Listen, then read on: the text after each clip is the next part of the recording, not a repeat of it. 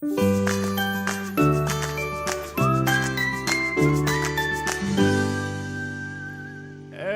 welcome everybody to this early edition of Fat Guys on a Little Podcast. I'm your co-host Steve Mark. You know he's joined by Charles there. And we're running a little early this week. Running a little. How do you run a little early? Yeah, well, you know, Charles has got some issues he's got to take care of later tonight, so we're gonna get it over with right now. Next week we're gonna have a special guest, Mark Lindman, coming in next week, and to show us about metal models and retired life and everything else of what he does. And then in June, beginning of June, we're gonna have none other than Raven and Holly back for a 90s high school insult minute. Yes. 90s and 2000 music trivia for them. I think they're going to fail. And a summer movie preview, which I know Raven's looking forward to. Holly probably also. So that's in the future. But this week we have none other than Cinco de Mayo. Yeah. What is that, May 5th, right? Yeah, May 5th. What is the... Is it just a idea drinking holiday? Like, what is Cinco de Mayo about? It is some kind of Mexican thing. My mother-in-law has a Mexican family that lives next door to him. Is that politically correct? Or I was going to say, I think you're bordering on they're racist. from Mexico. I don't know. Or is it Spanish? I don't know. So they throw a giant party, and they go to like 2 a.m. just playing music. And my mother-in-law hates it. Just drives her nuts. Oh, really? Oh, yeah, because it's loud. How racist does your mother-in-law get? Oh, pretty much.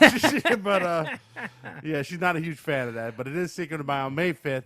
And in honor of Cinco de Mayo, we do have a taste test coming up a little later for us to the try. Grossest thing on the planet. Yeah, Charles's favorite tequila. Also, yesterday was Star Wars Day, May the 4th. May the 4th. And it started out kind of kitschy and kind of cute initially, like, oh, May 4th. And now it's just kind of obnoxious, I'll be honest with you. To be honest, I thought something was going to happen, and nothing happened. The Tigers had Star Wars Day at the Wait, ballpark. so you thought something was going to drop? Or yeah, something? like a new trailer for maybe The Mandalorian or something. Nothing. They didn't drop anything. I didn't see anything. Yeah. Only thing I saw was the death of Chewbacca, who died this week. Peter Mayhew. Yeah, 74. Who was when we say the guy, so basically it's the dude in the suit that played Chewbacca. For 40-plus years. Yeah. Yes. Yeah. Didn't have many other roles. He made a killing at Comic-Cons and stuff. We've seen him personally a couple times. Yeah. He was around, but nothing major for May the 4th. But Cinco de Mayo, tons of Mexican restaurants. Before we go any further, though, I would like to say a shout out to Charles McQuarrie.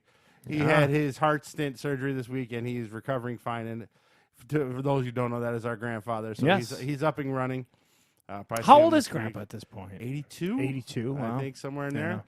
So he just got his heart cleared out, so that's good. So good to hear about that as well. Got it clear. I think he got a stint. I don't think that's what. I thought the stint was like where they put a balloon in your valve and clear it out. Is that what is a stint? Or is it a bypass where they take a tube and go to another tube? Go around something that's bad. I thought a stint was where they blow it out. We're apparently not very good heart surgeons. No. You don't want us wrenching on you because I don't know what it is. Yeah, right? so there you go. So there's a little update on everybody and everything in our lives. May the 5th, Cinco de Mayo. So for this, we got, now bring over those M&Ms, Charles. We got a treat. Now, these are hard to find. Two taste tests. Yeah, technically. You hit me up about these a while ago. This is thanks to Gary Bolson from Men on the Move. He's the one that sent this to me on Facebook about these. So he knew it was available. He said, we got to have Gary back on. Yeah, we will. He's a good dude. So these are jalapeno M&Ms. Yes. And these are like the do us a flavor thing from Lay's. So they basically want you to vote. What are some of the other ones? Coconut, hazelnut, and English toffee? English toffee. I didn't ever see. Those were hard to find. Not going to lie. I've only seen them in two places. One was at the movie theater, and I wasn't going to pay $3 a bag for them. And then we found this bag at 7-Eleven. But it's not with the regular M&Ms. It's up and off to the right. Like on a stand Yeah, so I guess they've already been discontinued, so they're hard to find. These everywhere. are jalapeno M&Ms. Yes. Now, we've had a couple already try them. They're a little larger. They look like they're like a peanut M&M. They are peanuts in them, so. I'm going to be honest with you. I don't taste anything. Do you taste something? I taste a little bit of the jalapeno flavor, but there's no heat. It's just like a... I don't taste anything. Maybe my taste buds are blown out. There's a little bit of jalapeno flavor, but they're not spicy at all. So they didn't grind up. I think this is like the jelly beans where they're faking flavors of stuff. Now, how many have you eaten? I've had 3 already. Yeah. It seems like a little bit of heat there afterwards. Not much, though. It's not like, oh, my God, my mouth's going to be on fire. Here, take these back. He's got that type 2, son. Yeah, I know. They're not bad, but they taste like a regular M&M. They do got a little bit of heat now that I'm talking to you. Yeah. Maybe it's a slow burn. There's a very faint flavor of jalapeno. But I don't taste it. There's a little heat, but I don't taste any. Yeah, and the heat should hit you about 30, 40 seconds later. Yeah. So it's like they added capsaicin or something like that, not necessarily like the... Capsaicin is the crap that makes jalapenos hot. Oh, I was not aware of that. And it tastes like, to me, like they just took regular chocolate and added that to it. I don't know why you'd want warm peanut M&Ms. I would just go with regular peanut M&Ms. Especially when like peanut butter M&Ms exist, pretzel M&Ms exist. Even I don't know why I would want this. I mean, it's a fun little taste thing, but I don't see anybody. There's probably a reason they're already discontinued. These are kind of lame, admittedly. So I don't think they're bad, but like you said, if I'm walking down the M&M aisle, probably not going to. I'm going to get the regular one. Yeah.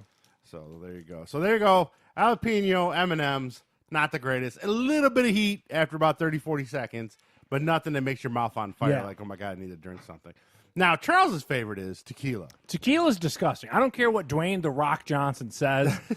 Tequila is gross. Now, I found this at Myers. This is Margaretville tequila. That's like Jimmy Buffett. I don't know if it's related to him or not, or if someone just stole the name. I imagine he has that copywritten pretty big. So this is a Jimmy Buffett. This is not expensive. It was only $13 for this bottle. You brought me cheap tequila. Cheap tequila on Cinco De Mayo to try. I wasn't sure if you're supposed to have a lemon or a lime, so I cut up both. So now we're going to do a shot with a little bit of salt, and then what you do is you lick the salt, take the shot, and then you take the bite of the lime or the lemon. I don't know how to properly do this. I'll be honest. Just pour the shot. Okay, I'll pour a shot. And this is in honor of Cinco de Mayo. I'm going to go with lemon. My boss, Randy, said lemon. So, but I prefer a lime. Well, can I do a lime? Yeah, you can do whichever you want. Okay.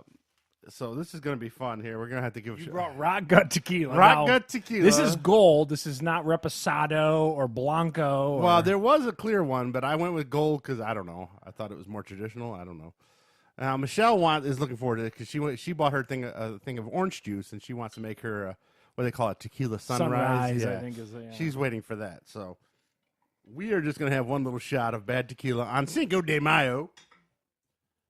Give me the salt first. Okay, what do you do with the salt? Okay, you lick your hand a little bit, put a little salt on it. Okay. And then from what I understand, you eat the salt, take the shot, and then squeeze the lemon or lime in your mouth. Okay. Now, this is a very traditional... So it's salt, shot, lemon or lime is what you're telling me. Yes. Ew, Steve's licking his hand. This is kind of gross. I don't know... Sprinkle that on there. I'm gonna do Chevy Chase. I'm gonna snort the salt. Yeah, that's what I was always confused. Chevy Chase just threw the tequila over his back, and then snorted the salt. Okay. So here we go. This is two amateurs trying to do a tequila shot. It's not even good tequila. It's not Jose Cuervo. I'm on the same page. So it's salt, shot, lime. Yeah. Okay. You ready? Yep. Go.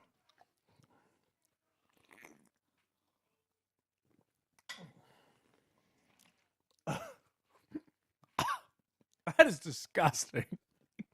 That is the single grossest thing. Oh.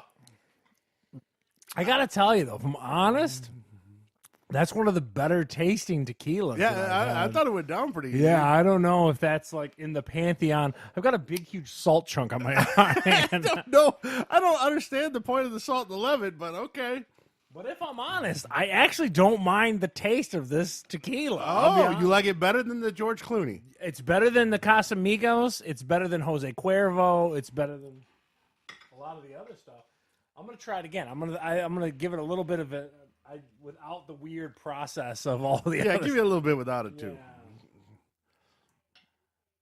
How you like my Deadpool shot glasses? Yeah, I was gonna say you brought in some high-end shot glasses. Michelle gave me for Christmas one year. I was like, I'm such a big drinker. Yeah. I don't mind tequila as much as you. But I swear to you, that's not bad tequila, in my opinion. If I'm honest with you, that's better tequila than I've had. I was looking up some of the reviews. Everyone ripped the shit out of this tequila. I don't care. Shit. I'm done. I've had very expensive liquor. I'm just into whatever tastes good. And right now, that's the best tasting tequila I've ever had. Myers, or probably at other places. Margaritaville Gold Tequila. Not that bad. I'm going to give Margaritaville tequila a huge thumbs up relative to everything. I got to be honest. It's better than that gin. I didn't like that gin, to be honest. And it's 40% alcohol. It's 80 proof. It actually tastes like something. I don't know. Yeah, not bad. So Jimmy Buffett is on that thing. Jimmy, I'm down with your tequila. He likes to sit around. The other one I almost got was the Sammy Hagar one, the Cabo Wabo. Oh, okay. So I couldn't decide between the two. I took that one, but yeah, I'm margarita tequila here. Gold margarita tequila. At your local Myers. Yeah, it's pretty tasty stuff. A funny story about that. We went to the self-checkout, and, when you buy any kind of alcohol, you have to bring the assistant over. Lockout thing. Yeah, he doesn't look at my ID. He looks me in the face and then just types in over 40. Holly cracked up so bad. I was like, well, I am over 40, but she's like, oh. Sir, there's no point. You're ancient. Yeah, we don't need to look at this. We already know. So there you go. I just think that when it comes to all these alcohols, drink what tastes good is all I'm saying. Like stop reading labels and all this stuff. In my opinion, and way better than the Clooney stuff. Way better. It's I'm just way telling cheaper, you. too. Yeah. That's what's funny about it. Just telling you, So man. Because drink what Margaritaville tastes tequila. good. In my opinion, if anyone asks me about tequila, I'm going to tell you, get that rock gut ass Margaritaville. It's pretty good. Wow. Charles is dreading this. He was trying to get out of taking a shot. Dude, I don't like tequila, people. I do not like it. And that one's not bad. Because I don't. The problem with most distilled spirits is they're super, they burn. Like, who wants That to didn't drink? burn. No, I'm telling you, it's a good tequila. Yeah, I don't know. Like, apparently, unless it's burning, it's not good. I'm like, okay. Unless you're going to piss fire, forget it. It's kind of like how we did the Coke taste test. To me, try a bunch of things and try what tastes good to you, or drink what tastes good instead of what some idiot like George Clooney or like Ryan Reynolds is telling you. Drink what actually you like to taste. Yeah, Hugh Jack. That's one thing we'll have to get. I'm not a big coffee drinker, but Hugh Jackman's got a bunch of coffee that you buy it and goes to charity or whatever. Oh, okay. We'll eventually have to try Hugh Jackman's Heather, coffee. we'll have to have a Heather on for that podcast. Yes, of course. Heather and Michelle, they both love coffee. Resident coffee douches. That's we'll what we be should. on. Celebrity coffees. That's what we'll go with next. We'll go into next because and again, I like think we're tequila, running out of celebrity liquor. I hate coffee. I don't drink regular coffee. I drink like iced coffees and all the things they hate to make. I drink those. Now they say the trick, and I don't know what I read online, that guave that tequila's made out of or whatever, that bottle says it all over it. The more it's made out of the guave, the less of a hangover. Agave. Sorry, I'm saying it wrong. Yeah. Cinco de Mayo. Agave. It's supposed to give you less of a hangover. So the purer it is, the better it is. Yeah. I'm not drinking to get drunk. I'm just drinking for tastes. And I'm telling you, people, for me, Margaritaville's the best tequila I've had. We'll have to compare it to Sammy Hagar's. And I'm sure a bunch of snobs are like, he doesn't know. I don't care. I'm telling you what I've put in my mouth, Margaritaville. Margaritaville. Everyone's going to be like, that's some rock gut. How can you drink that? So now this week, I didn't see many movies because I was more sports and stuff this week. But one thing that was on HBO, and I think you talked about it in a previous podcast, I just didn't get the chance to see it. It's one of those ones that slipped under the radar.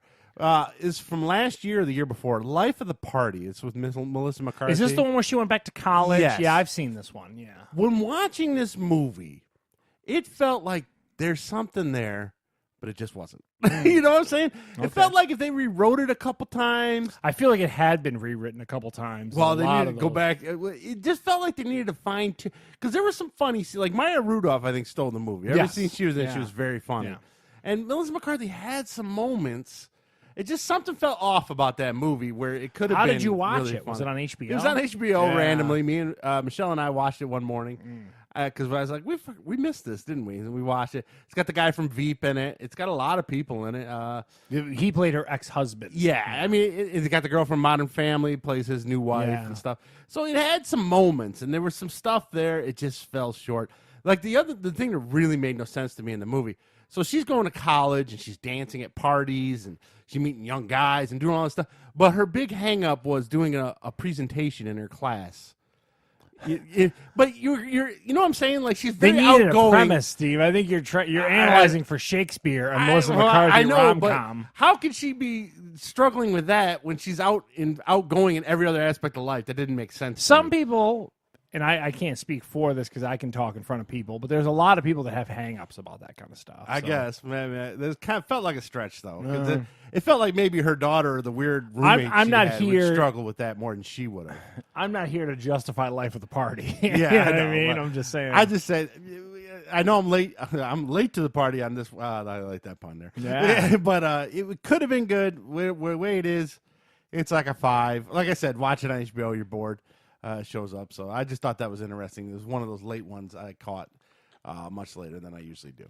Now, I finished on Stars. I never read the graphic novel. All right, so this is based on a graphic novel. This is the Ian McShane vehicle. Yes, and Neil Gaiman is the writer. He's a big comic writer. He writes People are obsessed with Neil Gaiman. Neil Gaiman doesn't write like Superman, Batman kind of stuff. He writes this off the wall, bizarre, preacher, quirky kind of stuff, and that's what American Gods is. And it's a weird concept. Ian McShane is an old god. He's Odin, essentially. They call him Mr. Wednesday. Everyone's got all these sub names. Yeah, but that's a comic book thing. I mean, look at you know what I mean? Like, what is the one with The Watchmen, stuff like that. You got these weird, quirky names to people. Yeah. So this is big like that. So he is part of the old gods, and they're in America currently, and they're trying to build up to defeat the new gods, which are media, technology, and stuff like that. Are new gods where people don't really worship them, but they use them every day, so they're very powerful. Okay. So they want to go to war with the new gods. The problem is this series. I watched the first season. It was okay. Odin, for some reason, has this bodyguard named Shadow. He's a black man, big guy, pretty muscular, and the story's kind of through his point of view, but because he doesn't know what the hell's going on, this is all weird, and so for some reason he needs Shadow, and this 2 seasons in, they still haven't kind of explained why. I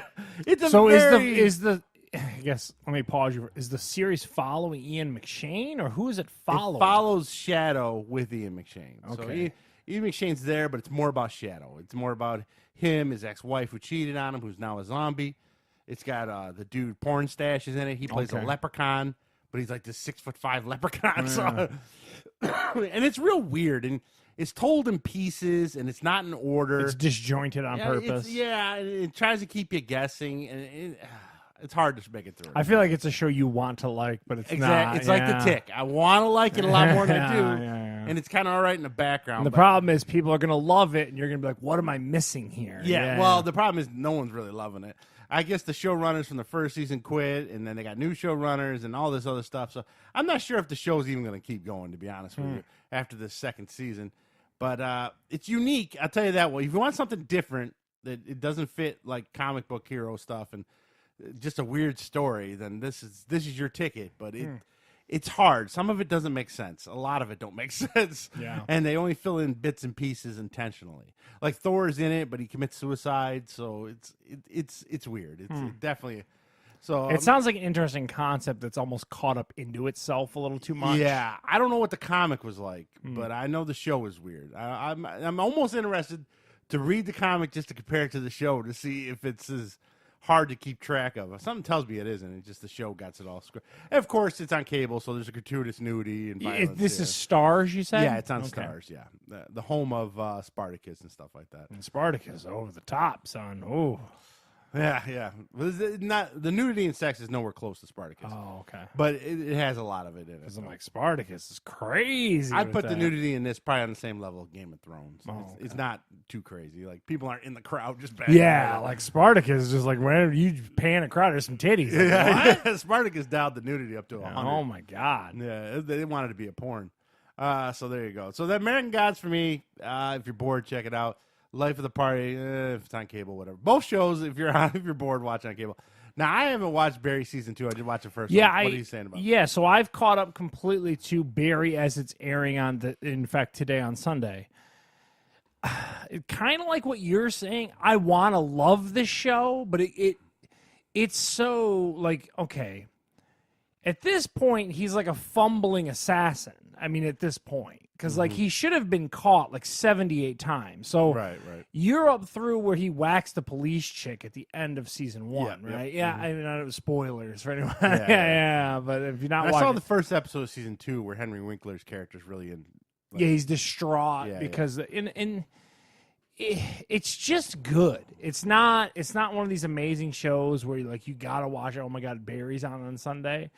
This past episode was so over the top. I mean, he had, long story short, he gets the guy who was the Janice character's partner knows that Barry Berkman, who is the Bill Hader character, killed Janice. So then he turns out he needs him to kill the guy who his wife left him for. So then it becomes a whole thing there. Like, you think he's going to arrest him because he's figuring out about his partner, when in actuality he needs Barry to do some dirt for him. And that's kind of how it's set up. But this past episode got so over the top, man. I was like, what on earth? And I won't spoil it for anyone, but it to the point, like, I think this season's a step backward for the show. So if you weren't in love with it at season 1, you're definitely, season 2 is not going to solidify you. And I think that they dialed back the Chechen characters a lot, which is the funniest stuff is with the Chechen characters. It's a weird show because... What's the mix of drama to comedy? That's the thing. So, like, it's a comedic show, but, like, it's choosing to use its comedy in weird areas. In like in the assassination attempt in this past weekend's episode is where they used a lot of the comedy. It was just really kind of over the top hokey on some level this past week, and it kind of bummed me out because it was a show that, you know, Barry was struggling internally with, what do I do here? Hey, I want to be a good guy, but then this world keeps pulling him back into it. I don't know, man. Season 2 is definitely trending downward for me after watching season 1. Season 1 is probably an 8 out of 10. Season 2 is probably like a 5 or a 6 for me. It got that kind of like, okay, man. Like, at this point, are we going to have like every episode of him just trying to work, like everything just works out just so, like an episode of like Modern Family, how everything kind of just comes together. It's weird. And at that moment, Barry realized he shouldn't shouldn't murder everyone he knows. Yeah, so anyway, I've caught up with it. It's not amazing into season 2. I definitely recommend season 1, but it's trailing off for me. Yeah, speaking of which, not this week, but next week, I will have a full recap of the final season of Veep. I've been watching that. I try to get into that show. You blow that show, and a lot of people blow that show. That show is not as good as people would lead you to believe. It wants to be The Office. But a little bit, yeah. Yeah, the problem is with it, like the Julie Louis-Dreyfus character is not very likable. Like Michael Scott was a little more likable. Yeah. I don't know, man. I just find it great how incompetent they all are, and they're trying to run the country. That's That's my favorite part about it all. But I will have a final season review of that next week of the weekend. Yeah, because that show's ending, correct? Yeah, this is it. She's got cancer battle, I believe, that she's dealing with in real life, if I'm not mistaken. Yeah. So now, I'm off this week, and I wanted to go to Northville Downs. Oh, did you? Yeah. Why are you off this week? My vacation. I'm going to Holland, Michigan, and Grand Rapids Friday, Saturday, and Sunday. So you took the whole week off? Yeah. Well, I got to work Monday because Randy's out of town Monday. Okay. And then I'm off Tuesday through Monday. Okay. So next Monday, not this coming one, I might go with me, Michelle, me, and maybe Dad. I mean, you're of course you're invited if you want to go. I've never gone what day? There. Monday. I know you're off on those days. Okay. I would go on a Monday, sure. Yeah. That seems Northville Downs. Now, Northville Downs, if I'm not mistaken, is not thoroughbred racing. It might be that little cart thing. racing. Yeah. Well, we could always try to find. We saw Churchill Downs, and I tell you what, people, if you want to see something that is super interesting in real life, go watch thoroughbreds race in real life person. Yes. That was one of the neatest things that we did on a whim when we were in Louisville. Yes, and it was super cool. Now, we're bringing this up because this weekend, along with May the 4th and Cinco de Mayo, it was the Kentucky Derby. Yeah, the 145th running of the Kentucky Derby happened yesterday, and Did you have a mint julep? No, I did not. In full disclosure, I basically just flipped it on, knowing that it was supposed to happen at some time, and I happened to be home, and I paused it, and me, Heather, and Lorna all picked a horse. And, like, you know, amongst our house, we were like, oh, we're going to watch this race. And I thought it was just going to be a random Kentucky Derby. It turned out to be one of the most historic Kentucky Derbies ever on the planet Earth. Oh, yeah. So what happened was the horse that won, this maximum security horse, impeded the other horses. So apparently there's an unwritten rule that when you're in your lane, you can't like veer over and block the other horses. Yeah. And apparently this maximum security that crossed the line pretty substantially ahead of the other horses. It wasn't like it was like, the other horses filed like a complaint, and then the stewards somehow come out and have to watch the race and figure out that this maximum security horse like impeded the other horses. So then this Country House, the second place horse, ends up winning the Kentucky Derby, and it was a huge long shot, like a 65-1 long shot to win. Wow. Imagine if you dropped $100 on that, dude. Yeah, who are you talking about? 65 hundos. Huh? That's kind of a lame rule, though, because like NASCAR, to keep people from passing you, you could swerve back and forth. I don't know. That is a lame rule. I understand it's a gentleman's sport, and it's also probably a lot to do with safety, because what they were saying was they were clipping, and apparently what happens, and I by no means am a horse racing expert. I told you I turned on the Kentucky Derby randomly, but when these horses kind of veer out of their given lanes, the horses' legs will hit one another, and that's what will cause that domino effect to happen in the race. So they're trying to say, to your point, more gentlemanly, kind of as you do those turns, everyone just kind of keeps their lane, and this horse apparently didn't. Funny enough, because like I said, someone who turned out, I didn't think he did enough to really affect the outcome of the race, but they did, and this is like the only time this has ever happened. So you witnessed history. Yeah, I didn't even know. Yeah, it was kind of crazy. It looked wet. Fun. Was it raining down there? It was super muddy. They were very sloppy and all that kind of stuff. The crazy part, too, and I wanted to talk to you about this, too, NBC had coverage of the Kentucky Derby or Churchill Downs for like 5 hours. It's a big event, I guess, besides outside of Michigan. I don't know much about horse racing. Like I told you, we went one time, and it was if we had a did they happen to mention how much a ticket would be to go see that? I don't know. I'm sure it's not cheap. Yeah. I mean, 150,000 people fill into that arena to watch it. And how long is the race? What, 20 minutes? No, it's like not even. Minutes? It's like 5 minutes or something like that. Not even. For a 5-minute event. 2 minutes for the whole mile. Oh, it's pretty crazy. But what they do is they have races all the way up till it. So you have races the whole day. And I can tell you, like I said, we went to Churchill Downs to see these big, powerful animals run, man. With our underage nephew. Dude, it was super cool. You feel them thundering down there. You can feel it in your chest. I could see how people get addicted to that. It's pretty cool. I wouldn't bet my rent or anything on it. No, but I would have took 100 on something. I wanted this horse. I picked a horse called Tacitus, and it came in fourth. I was the best of the three of us. Oh, man. So it's fun, man. I can see how you get bit by it. You know who's a huge fan of horse racing is Mike Valeni on 97.1. Oh, yeah? He did like a whole 2-hour segment on it. And he can do 2 hours on public radio? Well, there's enough he didn't do a full 2 following? hours. Wow. He did about an hour, I would say. But he really he was talking about the betting, what to bet on, the triples. He's super smart about it. Oh, he's been following it for a long time. So, ironically enough, 97.1 at the ticket, he's nationwide. Mike Valeni knows a lot about horse racing. Yeah, it was fun to watch, and like I said, witnessing history. Like you said, I just stumbled upon it. I was like, Heather, pick a horse. Lauren, pick a horse. Forgot about it, to be honest. Yeah, I don't know. I caught it. I watched SportsCenter the next morning. It took like 25 minutes. So they run this race, and then they file like a motion of obstruction, and then it took like 25 minutes. So imagine you're like this rich How much filler were the announcers doing? Oh, my God. The best part was not the announcers, but like the field reporters kept going to the different trainers wanting to admit that you want to win. You want to win. And they're like, oh, we'll let the stewards. They were trying to be gracious. It was super fun to watch. But we had a good time with it. It was pretty crazy stuff. So there you go. The May the 4th, Cinco de Mayo, and the Kentucky Derby all this weekend. Very exciting. Niche kind of stuff this weekend. A little random. Yeah, a little random. Now it's time for Floppy Wieners, our Game of Thrones preview.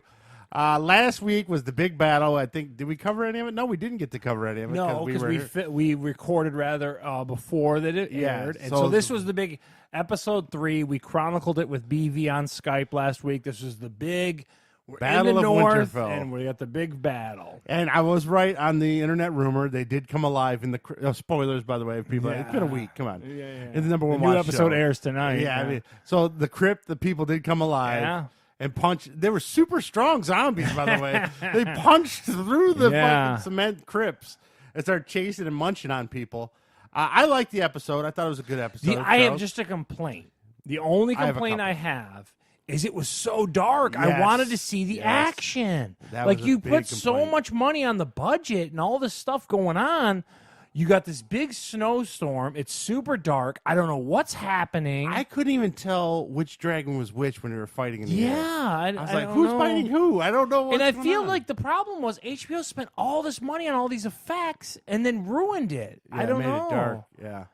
I also thought it was funny that the Red Witch had such a big part to do. I didn't see that kind of coming. Yeah, me either. She just randomly walked up. Melisandre or something is her name. A lot of people are complaining online because it was the dumbest war strategy ever, just to send all your dudes with horses running into a pile to get wiped out. That was kind of a dumb strategy. What are you going to do against this army of death anyway? It reminded me, I don't know if you ever saw the movie World War Z. Okay, yeah. Where the zombies would run, and a lot of familiarity with that. I liked the episode. I thought it was good. Like I said, I do have a couple complaints. Like Charles, I totally agree. Things were just too damn dark. I couldn't tell what was going on. Funny enough that like the director of photography came out and was like, "It's our fault as the viewers whose TVs are too dark." And I'm like, "No, man." Yeah, there was an article coming out where it's like, "No, you just chose poorly on the tonal effect of it." I thought it was bad. My other complaint, which don't make much sense to me, it looked like her armies got wiped out, right? I mean, you couldn't. I don't know. I guess. And then they show previews for this week, and they're marching in. Yeah, it's like, where were all these guys? Yeah, I don't know. So I don't know. My prediction last week, I had the crypt one right. But so the other one, when you talk about the prediction for the preview for this week, so obviously now we've defended the North. They're going to march south to dethrone Cersei in King's Landing. That's the big push. Is what Steve's talking about. Yeah, and my other prediction was two dragons would die. I was wrong.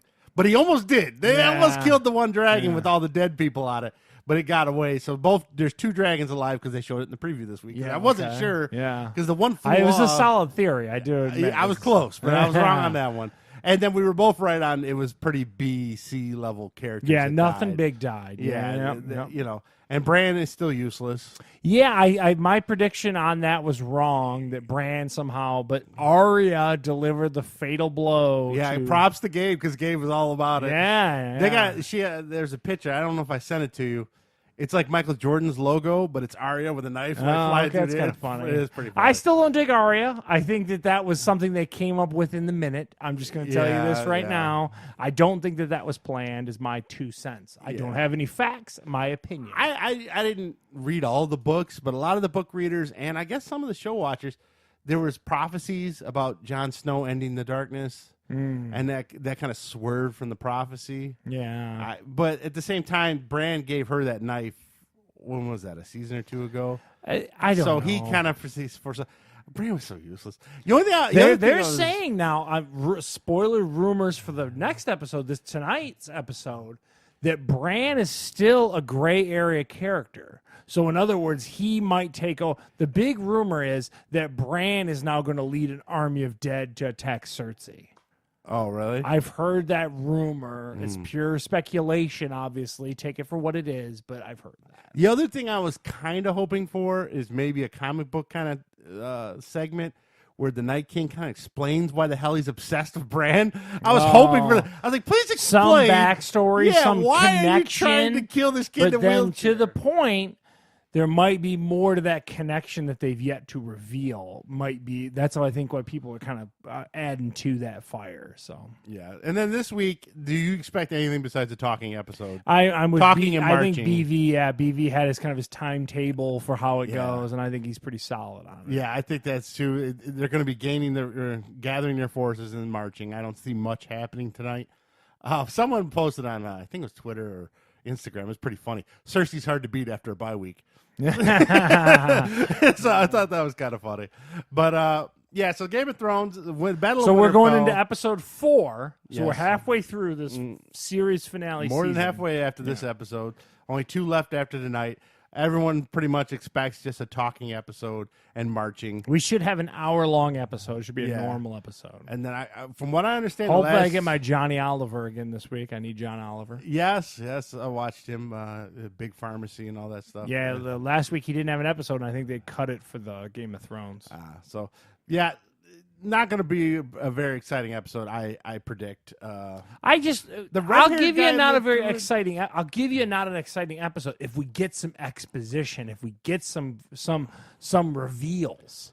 If that makes sense. Like, I'll give you a boring marching episode, but at this point, you got 3 episodes left. Well, they're probably you gotta come with the details. Well, they're gonna probably deal with the Jon Snow and the Daenerys thing. I'd assume. I don't think they're gonna deal with that early.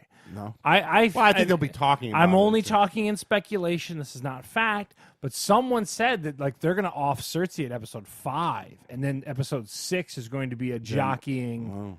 Now, when they march south, do you think Sansa goes with them or she stays in Winterfell? Sansa's. They alluded to my theory of Tyrion taking the throne could be wrong. He's probably going to be in the north with Sansa. He was oddly endeared to Sansa at the one point in the crypt, if you recall. Yeah. So they're already kind of setting up for a, hey, I was arranged to be married to this woman, but I realize I have feelings for her and she too. So I don't know. So no characters really died that we I mean Theon, and then the Mormont guy. You saw them.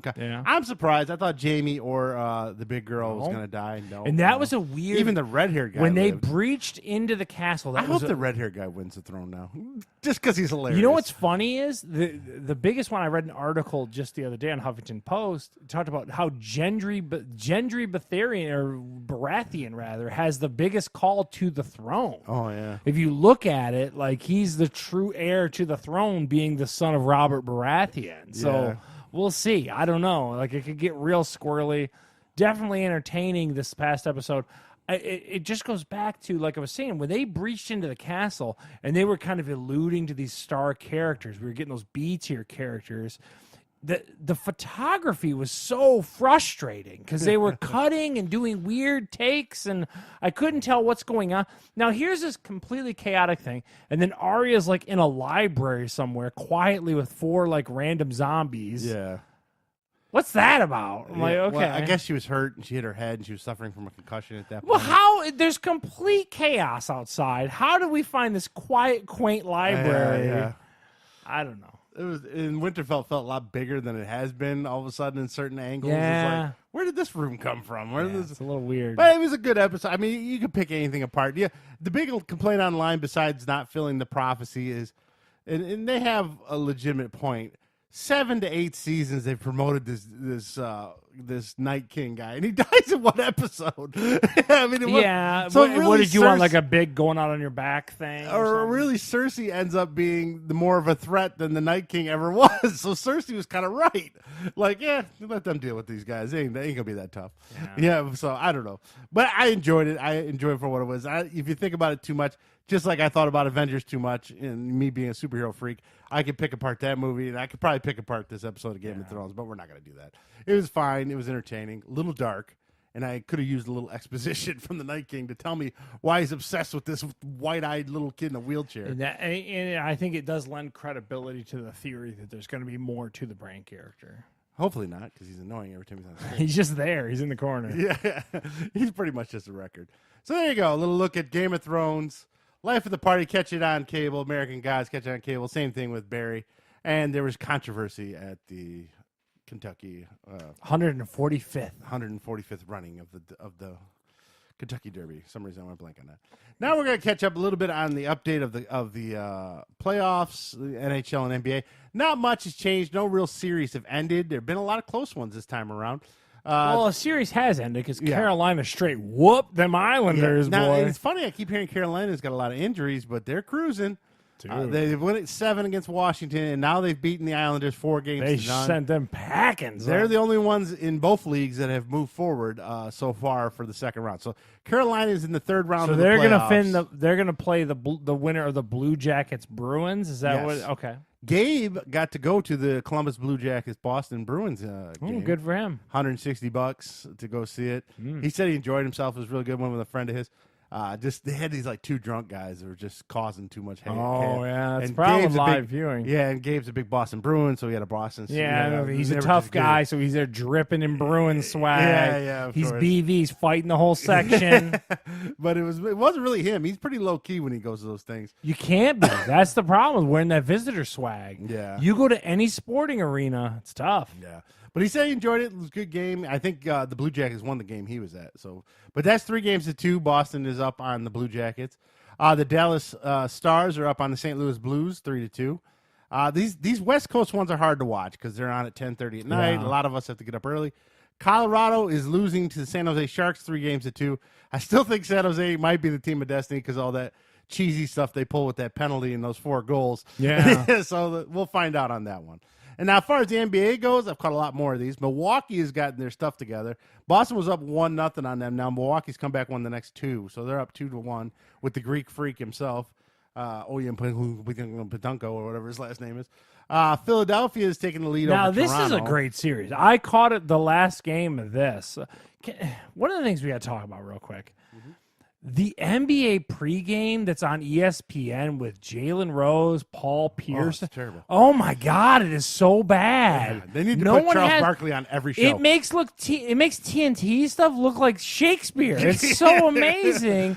And then you turn those guys on. I'm like, this is like watching wallpaper. No, it is the terrible. worst thing ever. Yeah. But the point Chris is, Webber used to be on one of them.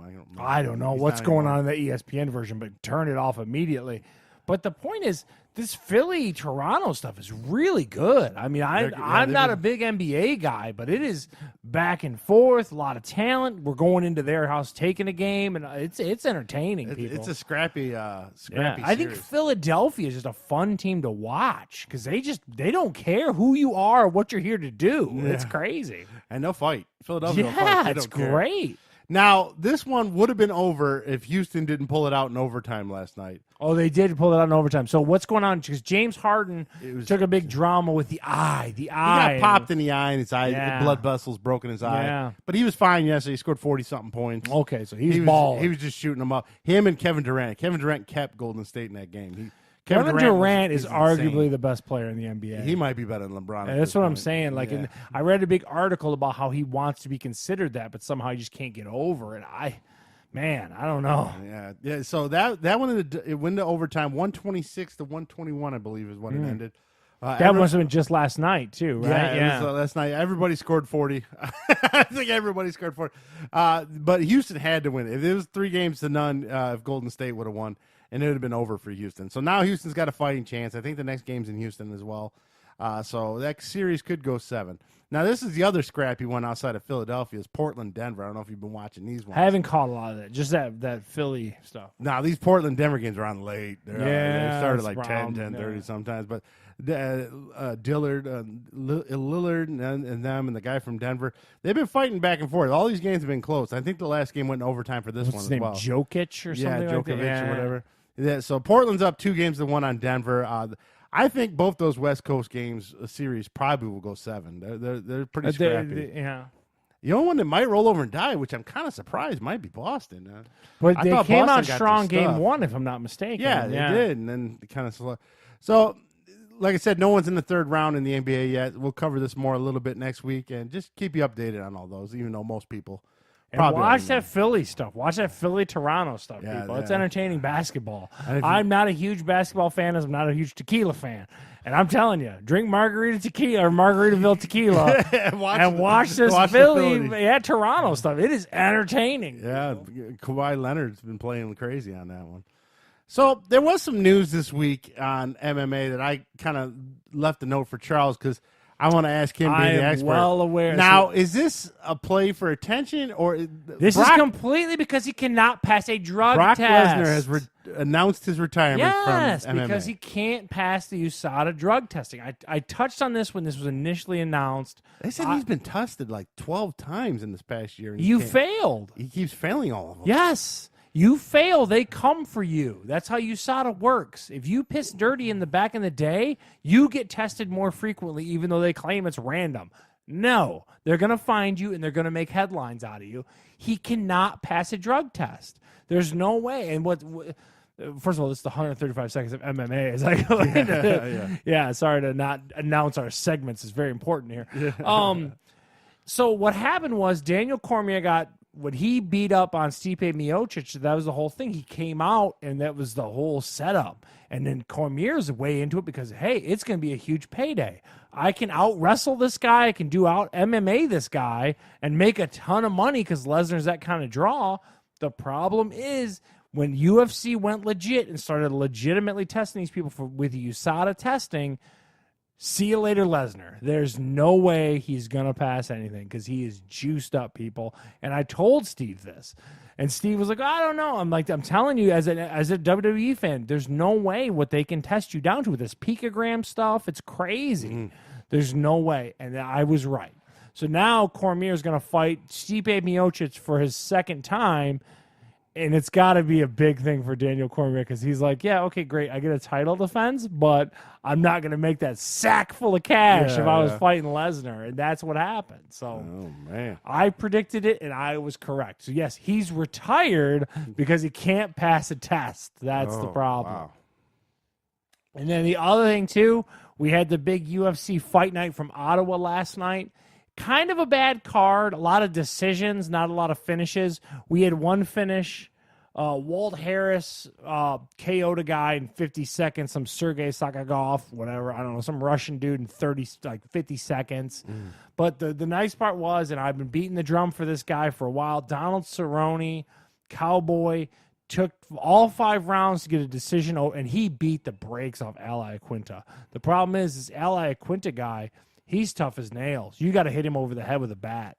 He's just not going to come. He's a tough, like a Long Island, New York guy. He's with Matt Serra with their jiu-jitsu and stuff. He's not going to back down. And that's basically all it was. He was up there with pure attrition because he got whooped.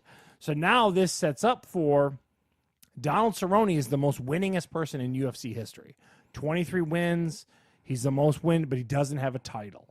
So now he's either – you got to go fight Khabib to win the title, or you go for that payday. He's at that Cormier thing with the Conor McGregor. He called out Conor McGregor at the end of the fight, saying, hey, look, let's do this, because he's probably like, I need that sack of cash money, baby.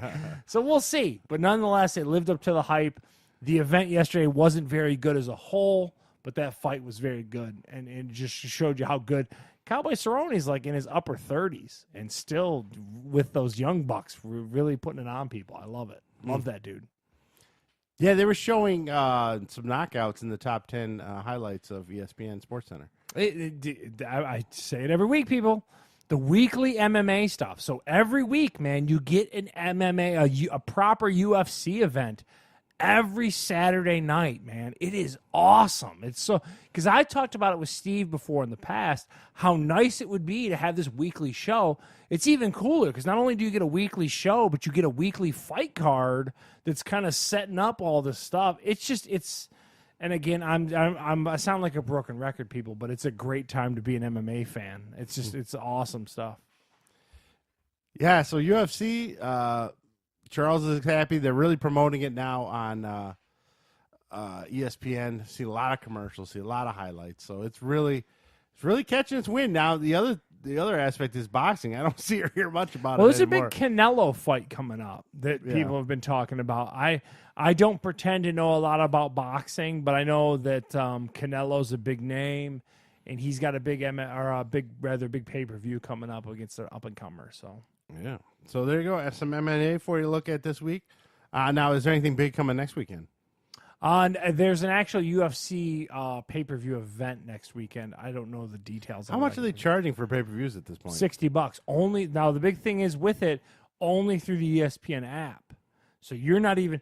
And again, don't subscribe to Fight Pass, people. Let Fight Pass just go. UFC's letting it go. Only through the ESPN app can you now get the UFC pay-per-views. So you got to pay for the app, which is whatever amount. You don't have to pay for the app, but I'm saying like to rent online streamed version of a UFC pay-per-view is only through the ESPN app. Oh. Yeah, wow. Which is part of their exclusivity stuff. Now, ESPN Plus, is that the app? No, well, there's the ESPN app, and then there's a walled section with the ESPN Plus information in it. The pay-per-view is just purchasable through the ESPN app only. So little restrictions there. So if you want, but it's all part of that partnership, and it's paying off. So when McGregor comes back, where are they putting him on the pay-per-view, or are they putting him on that ESPN Plus? Oh, on the pay-per-view. You crazy? I mean, what are you talking about? He'll be on a pay-per-view event that you can only buy through the ESPN app. All right. So now we're going to look at a little rapid fire. Again, there's not a ton out this week because everyone's still trying to avoid the Avengers. So what's the total for the Avengers right now? Does anyone know? Worldwide, it's like $1 billion already. I think it's 2. Yeah, it's something insane. I got to look it up. Let's take a look. I know it is pretty crazy. It said, I did read an article, I think it just passed Avatar, so I could be wrong. But we're going to take a look at that. I mean, and the total is still right there. Worldwide, $2 billion. $2 billion. $2.1 billion already. Yeah. For they're saying the production budget was $350 million, so it's made $2 billion with a B. Yeah, they made a ton of money. I was reading articles on how much the main actors were making, and I know why they killed off some of the characters. Oh yeah, what do you got? Robert Downey Jr. didn't get a salary up front. He got back. It's all back end stuff. So he got well over $100 million for the last movie. Oh man, got that Iron Man money. But the other two, Evans and Hemsworth, I think theirs was $20 million a movie. That's still too much.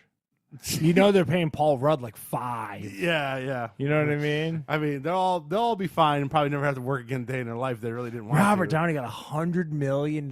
They said even on top of that, he was only in Spider-Man Homecoming. It took 3 days worth of work. He made $15 million. God damn. So he was killing it. And now his next movie, which I wonder why they killed off Tony Stark. Yeah, there's no denying why they killed him. His next movie is a remake of Dr. Dolittle. Wow. And they're paying him $20 million up front to do that one. We got to look up Robert Downey Jr.'s net worth. No, it's got to be crazy at this point.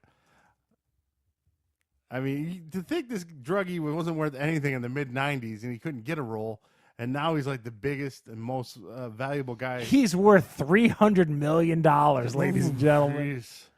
He can go buy a franchise if he wanted to. Dude, man, he can start that's his own crazy. Franchise. So, all right, so here we go. We're going to go some rapid fire. The first one out that's coming out, I think this weekend. So we're in the movies here. This is at the movies, at the theater. Tolkien. Now, this is the movie about the real-life guy who wrote Lord of the Rings. J.R.R. Tolkien. And how he got inspiration because he was in World War I. The guy from X-Men plays him. The guy who plays Beast, Nick something, I can't think of his name. Tall British actor. You'll recognize when you see him. I'm not going to see it at the theater, so I'm a no. I watch it on Blu-ray. Charles? I definitely would watch it on Blu-ray, though. Yeah. I'm not going to be a movie theater game, but I definitely want to see it. Yeah, I'm intrigued. Now, this next one has hit all the stores already. They are promoting the hell out of this one. And it got slammed all by reviews. Oh, of course it did. Did you really think it was going to do good? Dude, it got slammed. It's all over the stores. It's all over 7-Eleven. I've already seen it.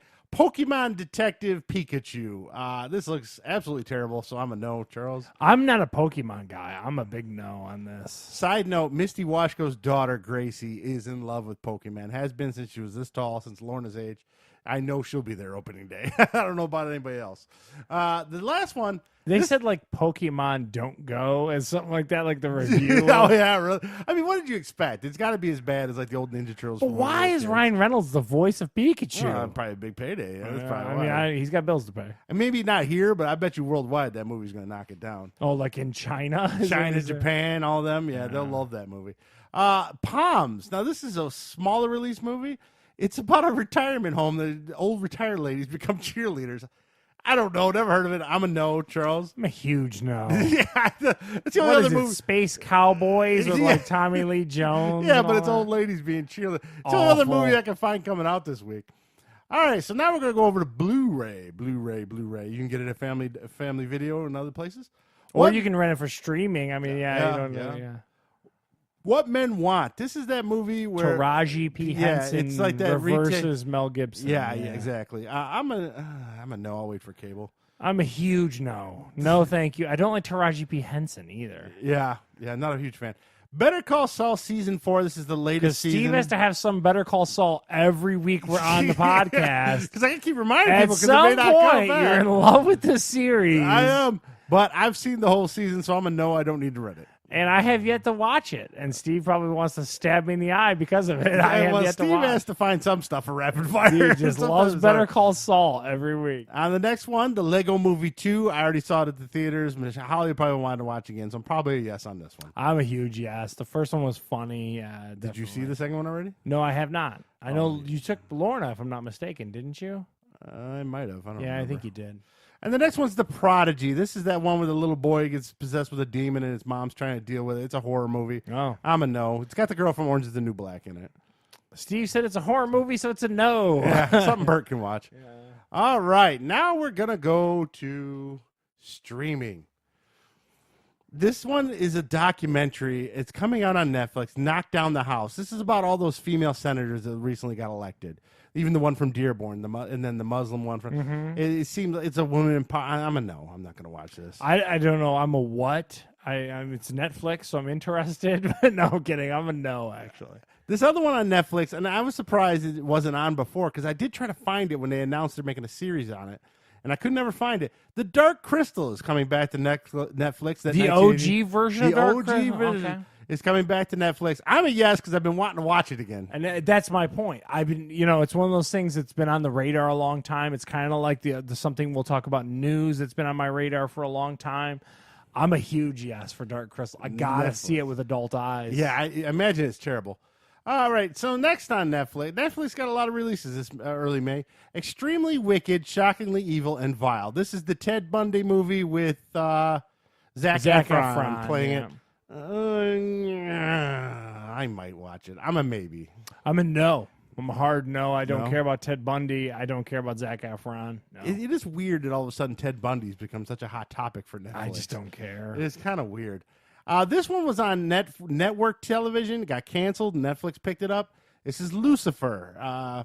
It's this hot-looking demon dude. Hot-looking dude. Okay. Yeah, they my interest is piqued. They put a lot of beefcakes in this show. I don't watch it. I was not a fan, so I'm a no Lucifer, Charles. I didn't watch it on network. I don't want to watch it on Netflix. Yeah, no, thank you. I want to say it was on Fox. It was either Fox or NBC.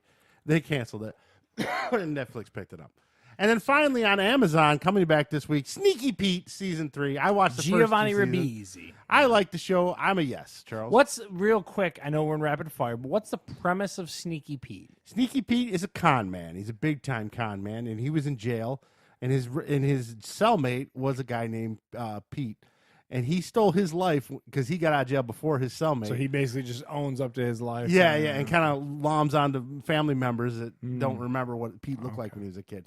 I know you're hyped on the show. It's an Amazon streaming show, so I'm not going to watch it. No thanks. It's not the greatest show in the world, but it's entertaining. All right. Now, video games, not much this week, but this one is coming out is pretty interesting. SNK 40th Anniversary Collection. This SNK is King of Fighters, all those. And they're having a whole...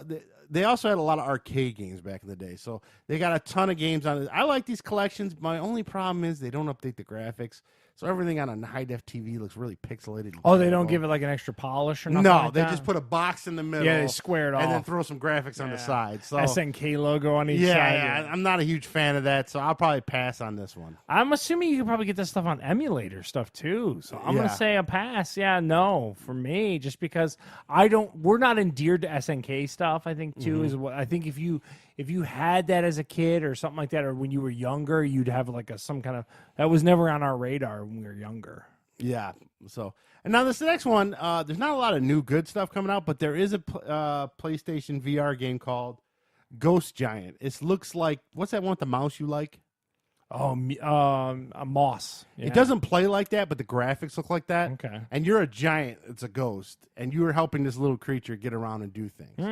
So I'm interested. Yeah, if it's got moss trappings, I'm listening. It looks a little, not exactly, but pretty close to it. That's. I don't have PlayStation VR, so I'm a no. And Charles, I would be a yes if it's anything like Moss. Moss is one of my favorite video games of probably the past decade. So yeah. So you might want to check it out. It does look interesting. So there you go.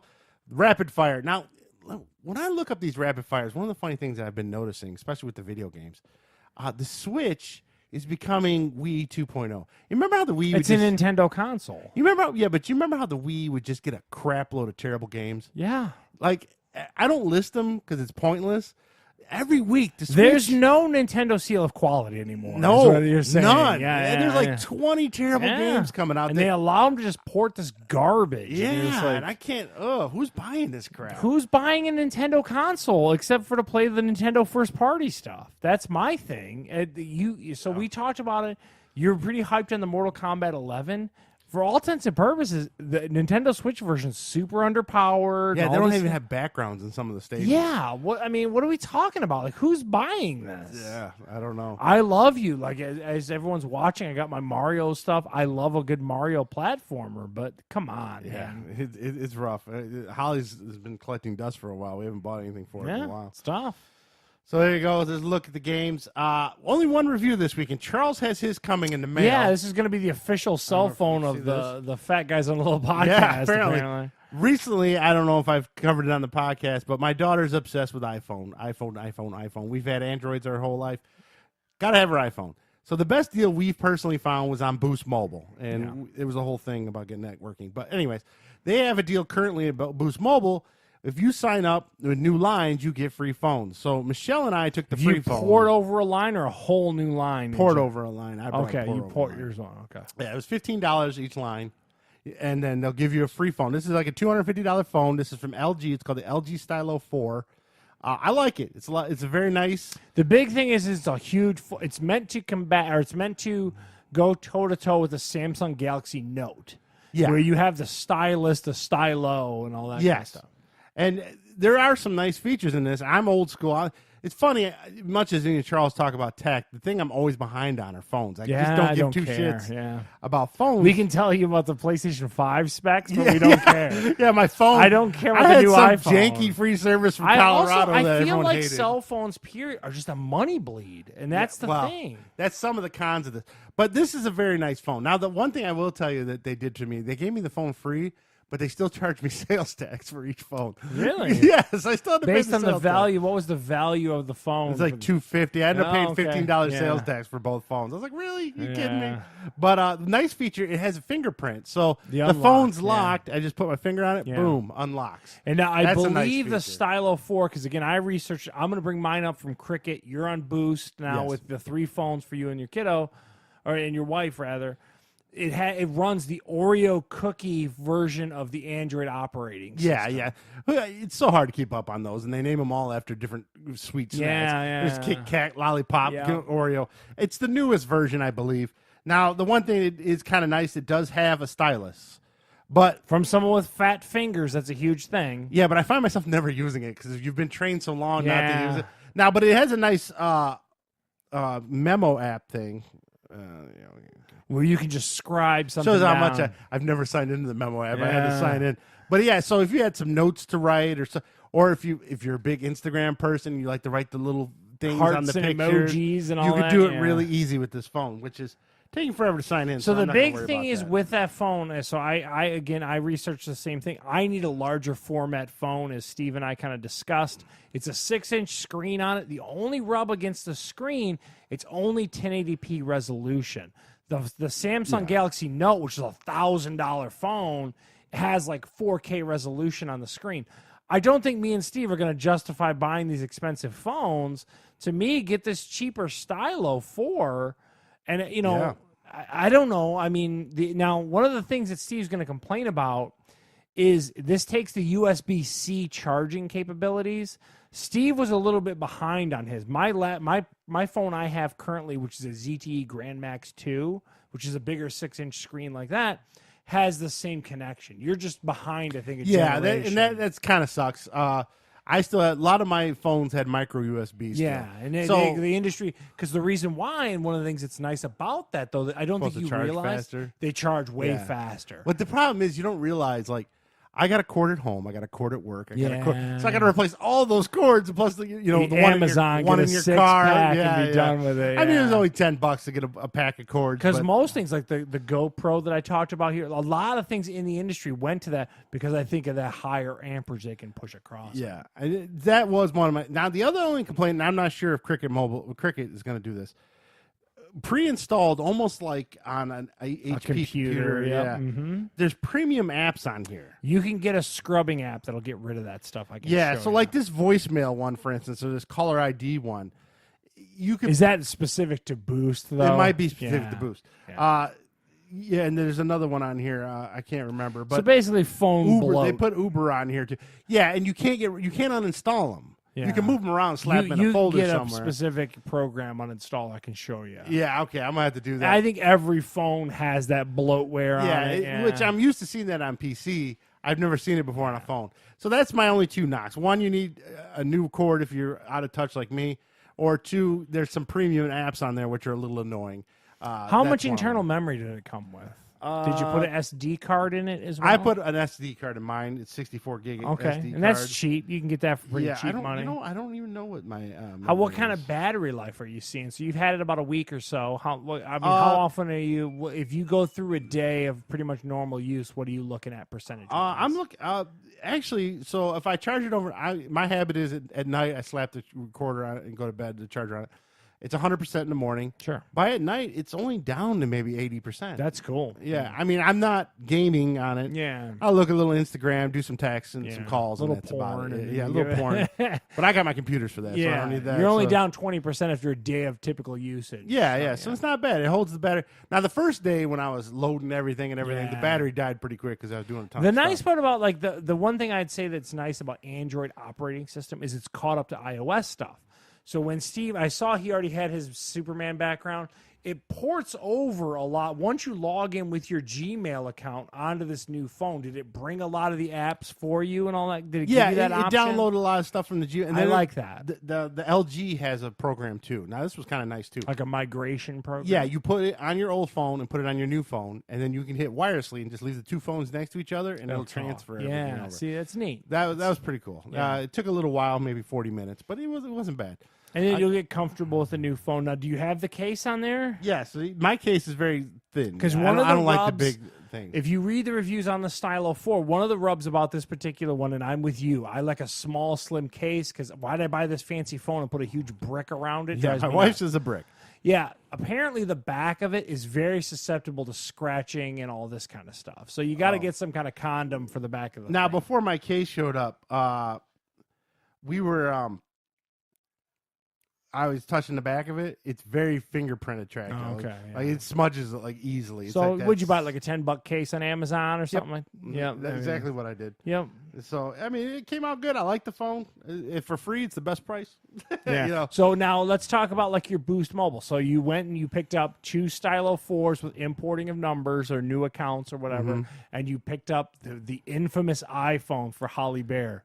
So what are we talking about? What are we into? Like, what was the whole story? You bought the phones outright. Holly paid for her phone outright, so I didn't pay no money for that. She did. She saved up her allowance. It was $600. This is real world numbers, people. Not when you talk to people and they go, "I pay $8 a month on a buddy." This is Steve's family with 3 phones. I'm the cheapest guy around, so I get the best deals I can think of. Because when I compare to like Bill or Wiggs, I'm beating all of them in price. But Holly paid $688 for the iPhone XR. Because these are contract-free Boost Mobile phones. Yeah, so we bought that online, which went through 50 different things. It's a whole other adventure. We got that to the house. It's a yellow 64 gig iPhone. Okay. What version of iPhone? XR. An XR. It's an XR. That's the new one, if I'm not mistaken. I think right? it's one of the newest ones. Yeah.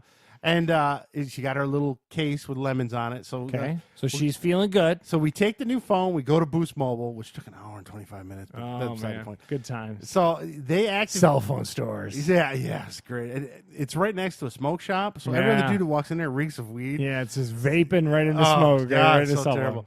But so there was $15 for her line, 15 for mine, and 15 for Michelle's. To activate. So that's whatever it is. So that's that charge. And then they charge you sales tax on my phone and Michelle's phone.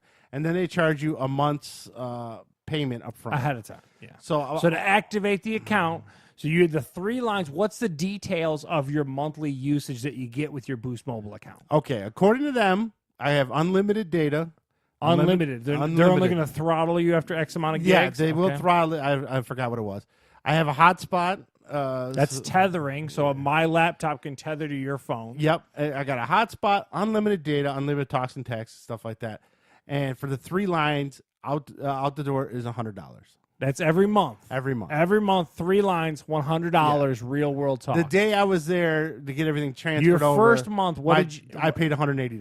$180. That was the sales tax on the multiple phones, the transfer fees, and all that. Yeah, so that stuff will be every gone. month. They're going to hit you up for $100 for your 3 phones. Yes, sounds like a decent deal. How is the coverage and the service with the Boost, which is on the Sprint network? How are you feeling? I haven't had a problem anywhere yet. And your wife? My wife works in a hospital now. Not knocking Boost or whatever. She's in the basement of the hospital. Yeah. So she's not a real world example. Yeah, she struggles texting. She can call fine from there. But the data usage. She has to go like up a floor at a nurse's desk, and then it works. Wow. So it's more where she works, because even our old phones hers is very isolated. Yeah. But for the most part, right now we haven't run into anything yet. Now we are going to Grand Rapids. We'll let you know how the coverage is on that from there. But how's Holly doing with her coverage? She has no complaints. Oh, no complaints. That phone's been stuck to her face since she got it.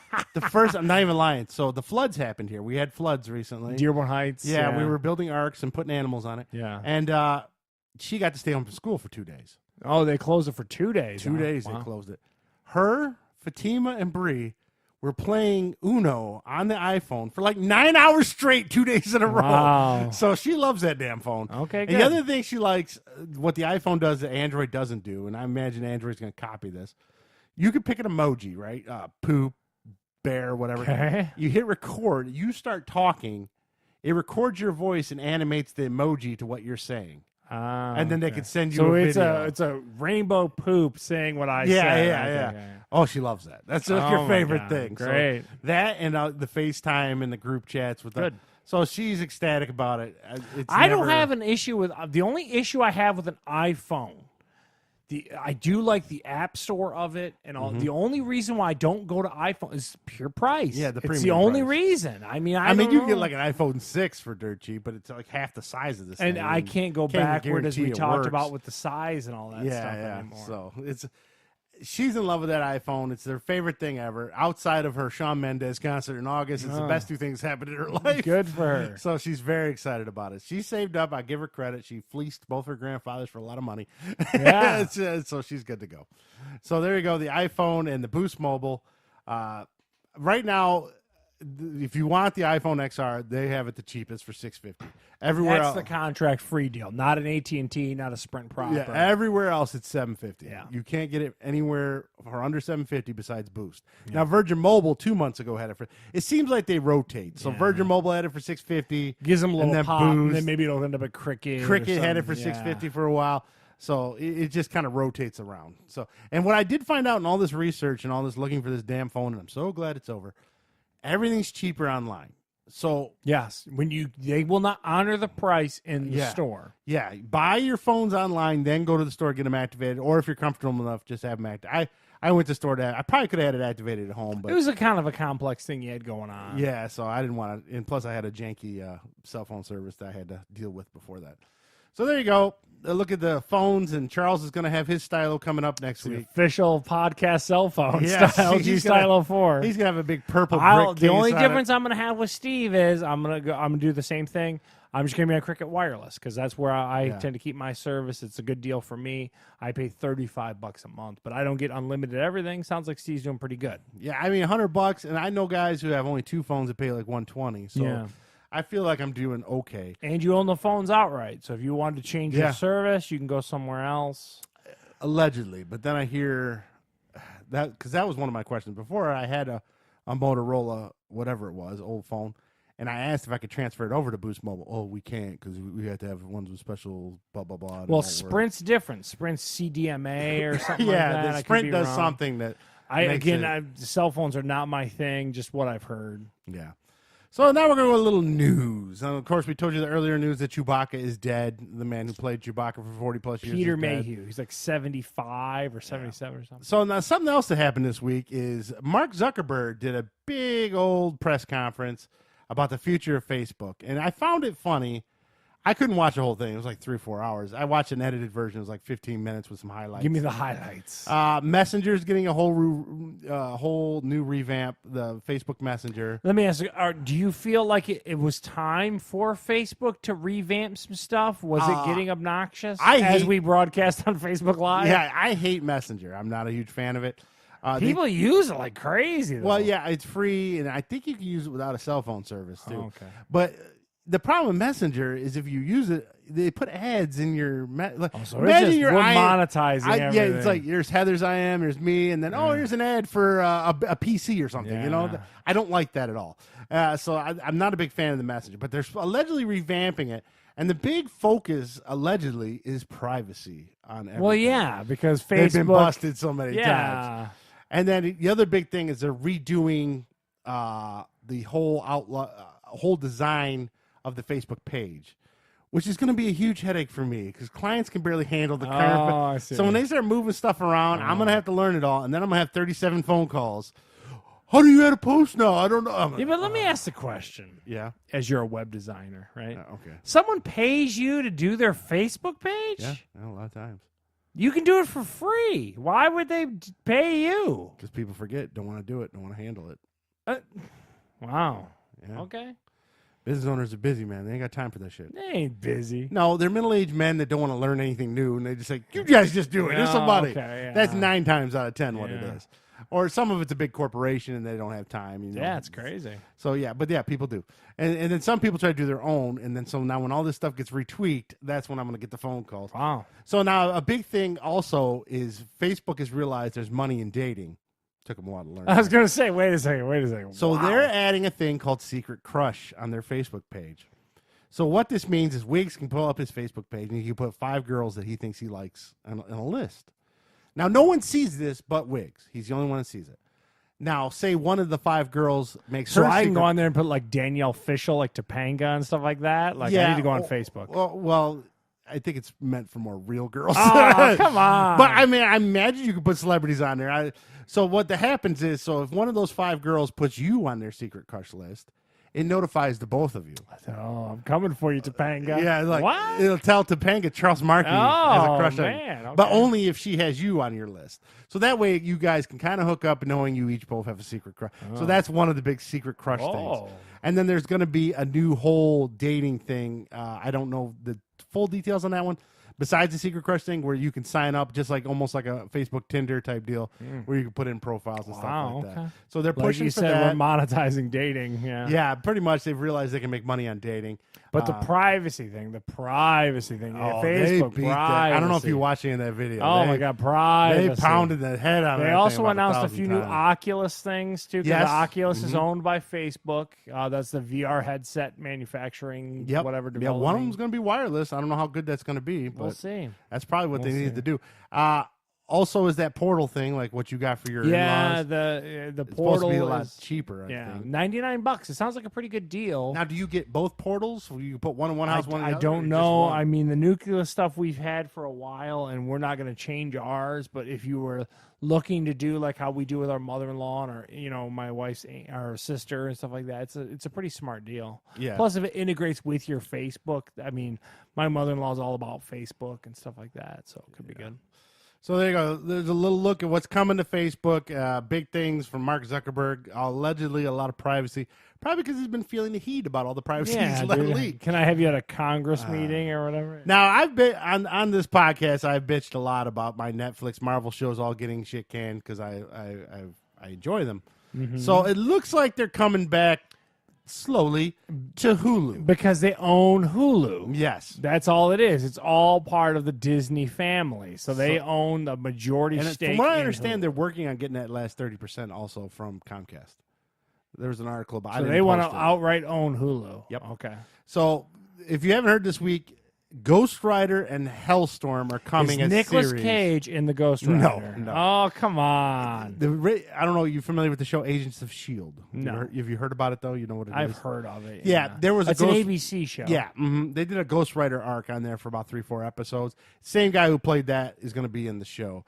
So if you're into that ecosystem, you're down. Yeah. So Ghost Rider is going to be. It's not the Ghost Rider I grew up with. This Ghost Rider drives like a big old muscle car that turns into flames. Yeah. What? Yeah, it's the new Ghost Rider. It's not the old school Harley. Yeah, I know, kind of lame. I don't even think he has a chain. I thought the whole point of like the new Marvel proper, like Marvel Comics universe stuff was they stayed truer. Like everyone hated the X-Men because they were in leather. Yeah. So like I thought the whole Marvel thing was supposed to be very true. Well, they're staying true to the comic because the comic did that. That's where the Oh. comic went. So they're following the I comic. don't know enough. I guess. And Hellstorm is it's Only one L, yeah. I or think did you spell it wrong? no. Look at the link. That's what it says. Hellstorm is about the devil has two kids, a son and daughter, and these two are like a superheroes. I don't know. I never bought the comics. It looked terrible. So if you're into heaven and hell and stuff like that, I guess Hellstorm's the thing you want to watch. Not my bag. A lot of people are thinking there's going to be a Blade series coming to Hulu. Is too. Wesley Snipes going to be in it? But most likely not. That's something else. But yeah, so that looks like that's Marvel. So that's Disney's their new next move. home for all their comic book More series. mature comic book Yeah. series are going to go there, and then the Avengers and family friendly stuff is going to go on the Disney Plus. So you know there's going to be some kind of package coming with the Hulu and the $2 Disney billion, Plus. people. Yeah, so there you go. Now I don't know. I forgot this was still a thing with Tommy Tallarico. The Intellivision is still coming out, which is amazing because I think the Atari either fell through. Where or is the got Atari delayed. thing at? It got at this delayed point? again, I believe. Shocker. But the Intellivision is actually going to have first-party exclusive games, and this is going to be a new Earthworm Jim. They're bringing in the 10 guys who designed the first Earthworm Jim, and they're making them make either a new Earthworm Jim or a whole new property exclusively on the Intellivision Amico Tellurico system? Yeah. I so- just don't care. I don't I really don't care. I just thought it was funny that they're trying to get it exclusive. These At least they're weird trying. retro consoles are still kind of alive. Yeah. It's like, wow, okay. Yeah. I guess it's just like the Atari I thought it was thing. supposed to be out. I thought Atari was supposed to be out last year, and then Television was supposed to be out this year. And it come flash forward 2 years, and neither one of them are out. Yeah. So I don't know how well. I guess I'll listen to you, but I. Now you put this on here, and I did hear about it, but I didn't think. I Yeah, didn't so know if the anybody would- Goldbergs this past week had a whole thing. Just like we talked about the Dark Crystal, I loved Willow. Yeah, they call kinda me shit on it in the crazy. Goldbergs. Yeah, I don't know. I liked it. Call me nuts. I love Mad Mardigan. I love all that about But that. if you really look at it now, and now that we've seen Lord of the Rings, they borrowed heavily from Lord of the Rings. They didn't borrow the shit of stole, son. Yeah, instead of a baby, instead I of a don't ring, it was a care. baby. It's still good. I will watch it. Me gosh, all that Yeah, stuff, yeah, dude. yeah. I don't care. It was a straight rip off of Lord of the Dude, Rings. 'Cause and like I said, Goldberg's aside, I have an affinity to that movie. I don't know if it came out at Yeah. a certain time in my life. I just love it. So now they're talking about, they're in talks. Ron Howard's actually kind of on board with this. Disney Plus is going to put together to make a Willow series. watch the hell out of I that. know. Go I on. totally will. that's the other one I can't find on streaming anywhere. is Yeah, you Willow. can't find it on Blu-ray. It's a It's whole hard thing. to find. Man. That one and Dark Crystal were both hard to Yeah, find. so now we get Dark Crystal, so maybe Disney Plus or Disney streaming will have the Willow. I have an affinity to that movie. I can't explain it. I just love it. yeah, you know? I imagine Val Kilmer can't be in it, right? Or he just have a I would cameo. assume it maybe like the kids, because Willow Offgood had kids in the movie. Yeah, well, they got to be 40 Why by not? now. No, but I'm saying you don't got to go with the same one, Yeah. Jagoon. Yeah. It's in a weird, with Bav Morda and all. I just love Willow. What were we, about 10 or 11 when that came out, or 12? I don't know. I can look it up. You were probably about 10. I might have been 30. At the time, I knew nothing about Lord of the Rings. I haven't been a diehard Lord of the Rings fan my whole life. Sorry, sue me. I just enjoyed the Peter Jackson movies, and then I read the books once I saw the movies. But, yeah. Came out in 88, so I'd be 9, I you'd was be 13. 12, 13. Yeah, so, yeah, I knew nothing of Lord of the Rings at the time when this came out, and I thought it was excellent. I thought, oh, this is great. And then years later, like I said, I saw Lord of the Rings, and I realized how much Willow stole from it. Dude, completely did, but I don't care. I Yeah. really don't. Like when they had the troll under the bridge, it's such a fantastic movie, It's man. lighthearted and fun. It was almost like a Marvel movie formula back in the 80s, is really what it was. Oh man, like you said, I'd be 9, and I just love it. Yeah, so there you go. Willow coming to the Disney Plus, which everyone's going to sign up for in the world. You know how that goes. Now, I didn't put it on here because this just happened today, and I was curious to get Charles's take. Charles had a contractor here doing some work for his. Yeah. So we got rid of the coal chute at the front of the house, a 1940s house. We inherited it. I removed that brick veneers. The whole front of my house fell apart. It revealed that coal chute was still through to the front, so we had to brick it over.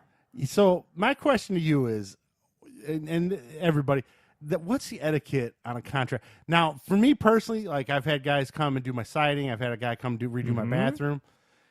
My personal thing is stay away from him. Don't talk to him. Leave him alone. Let him do it. Nope. Are you the watch guy? I am up their ass like you would not believe. You got to understand, Steve. I'm a tradesman. Like I do a trade for a living.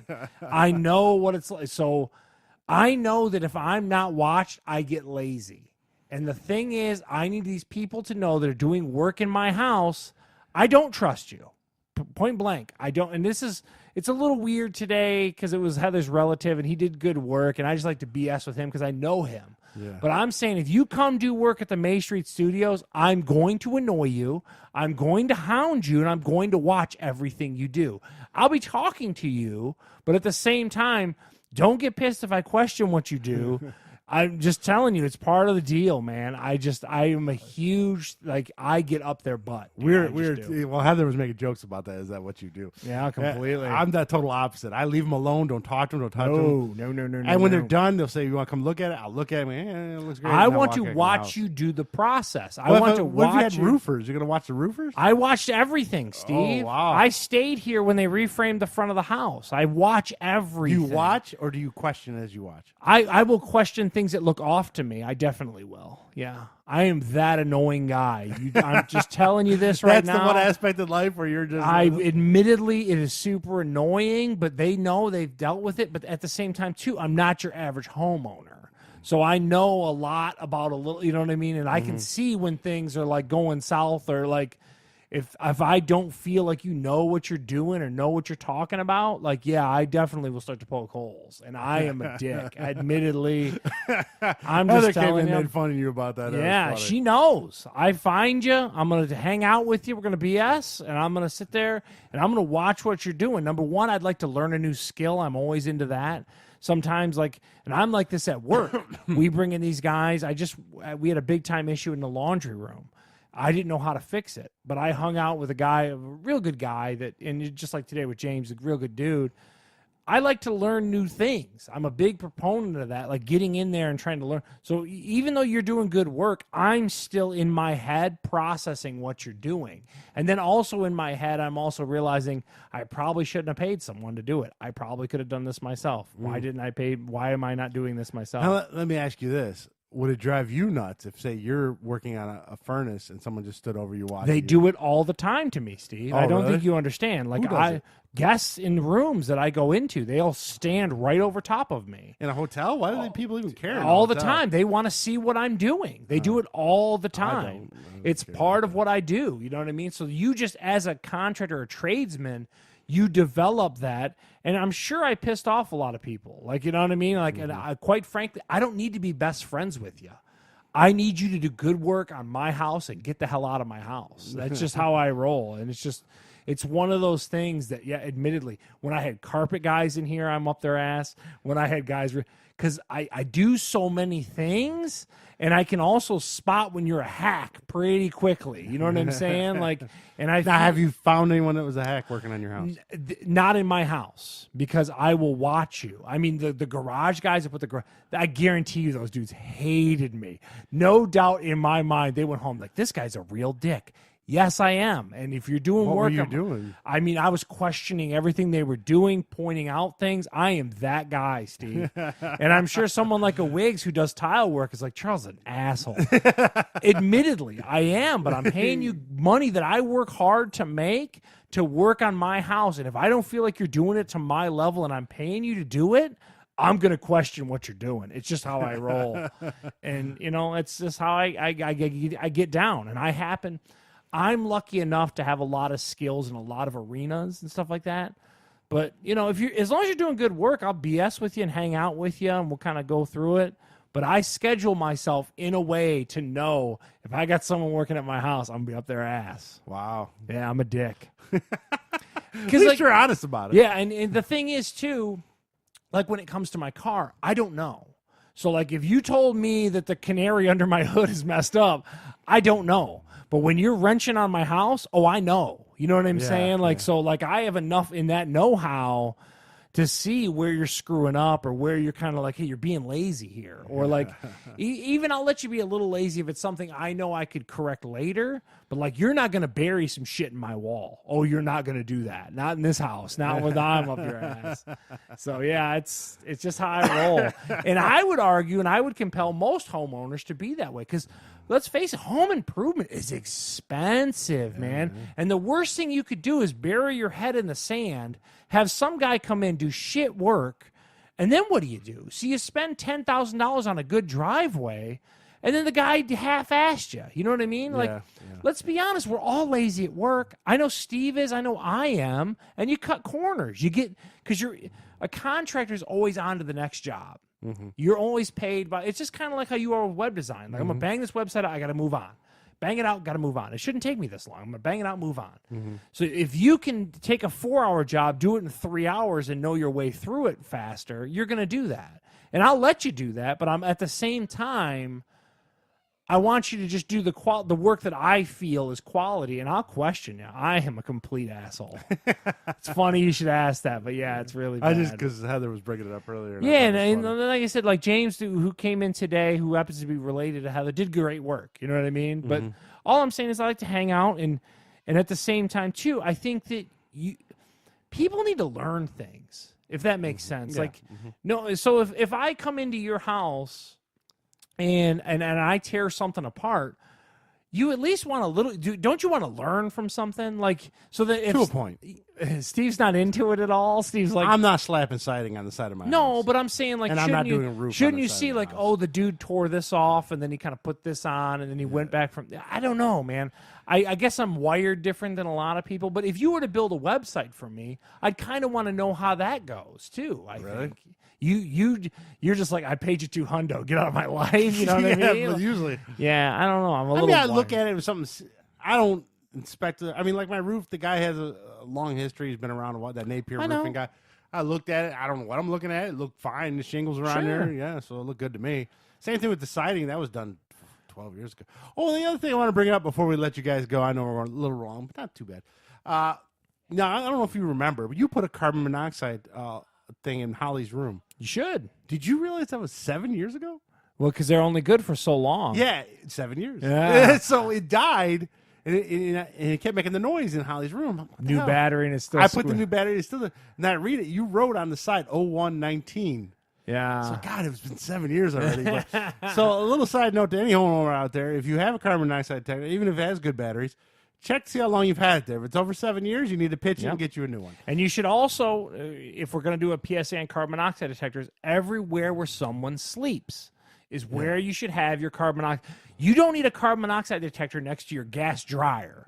What you need is up in your bedroom where when you go to sleep and your house is full of carbon monoxide and you never wake up. Yeah. You need something to wake you up out of the bed and say, hey, look, asshole, there's carbon monoxide in your house. Get out. Yeah, I just remember when you put it in. God, it didn't feel like 7 years ago. I have no concept of time. We're old. You put it right above her closet. And I'm like, didn't Charles just put that in? I'm looking at the date. Oh, hell no. Yeah, so it was 7 years ago. But, and whoever installed that did it correctly because they put the date on it for you. So there you go. All right, people, that's going to wrap us up for our Cinco de Mayo special episode. Yes. Go out and get you Margarita tequila, Margaretville tequila. tequila. Mark Lindman next week, and then, of course, Holly and Raven will be making an appearance. Big gets. We might try to get Steve Lindman also eventually. And Josh, again, I was talking to him. So so we're going to get some. Josh has got a pretty crazy story with his. He's an entrepreneur extraordinaire. Yeah, he owes me. I just did a bunch of website work. Oh, man, he owes you. He owes me. He's coming here. Put him on note. Yeah, I know. So there you go. So until next time, this is Steve and Charles. And you can catch us. Don't forget the plugs, Steve. Got a plug. FatGuysLittlePodcast.com, Google Play, iTunes, Spotify, you name it. You can find it. You can listen to us. And, of course, listen live on Facebook as well, where I think 90% of our listeners listen to us. So until next time, we'll catch you later.